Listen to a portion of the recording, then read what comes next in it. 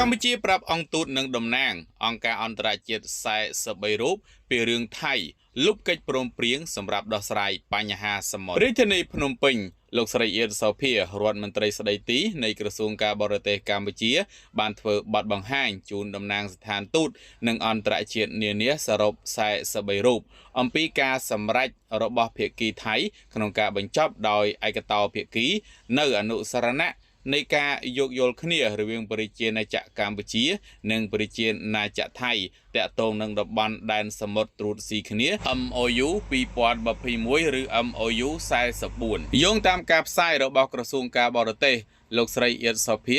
បានជម្រាបប្រាប់បណ្ដាអង្គទូតនិងតំណាងអង្គការអន្តរជាតិថាកម្ពុជាមានការសោកស្ដាយនិងខកចិត្តយ៉ាងខ្លាំងចំពោះការសម្រេចរបស់ប្រទេសថៃក្នុងការលុបក្របខ័ណ្ឌច្រកទ្វេភាគីតែមួយគត់ដែលបានព្រមព្រៀងគ្នារវាងប្រទេសទាំងពីរសម្រាប់ដោះស្រាយដោយសន្តិវិធីចំពោះតំបន់សមុទ្រត្រួតស៊ីគ្នានិងសម្រាប់កំណត់ព្រំដែនដែលសមុទ្រស្របតាមច្បាប់អន្តរជាតិលោកស្រីបានបន្តទៀតថាក្រោយថៃសម្រេចលុប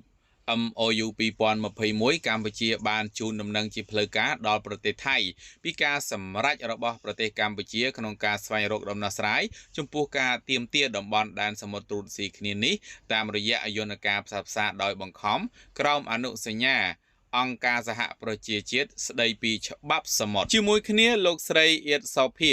បានសម្របសម្រួលឲ្យមានការធ្វើបទបង្ហាញស្ដីពីស្ថានភាពបច្ចុប្បន្ននៃតំបន់ព្រំដែនគោករវាងប្រទេសទាំងពីរបន្ទាប់ពីមានបទឈប់បាញ់ថ្ងៃទី27ខែធ្នូឆ្នាំ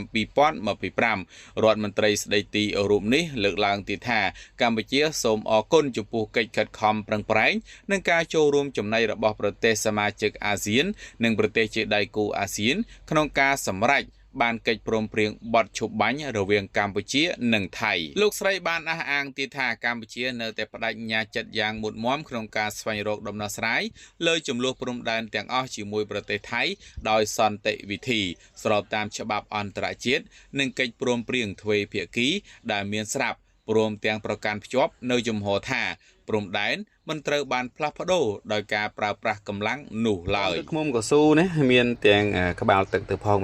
មួយកែវនេះត្រឹមតែ$6ប៉ុណ្ណោះបងប្អូនមានរយការប្រើប្រាស់អាចទៅតាមលេខទូរស័ព្ទក្នុងវីដេអូនេះបានមួយកែវត្រឹមតែ$6មានសេវាផ្ញើទូទាំង25ខេត្តក្រុងអរគុណ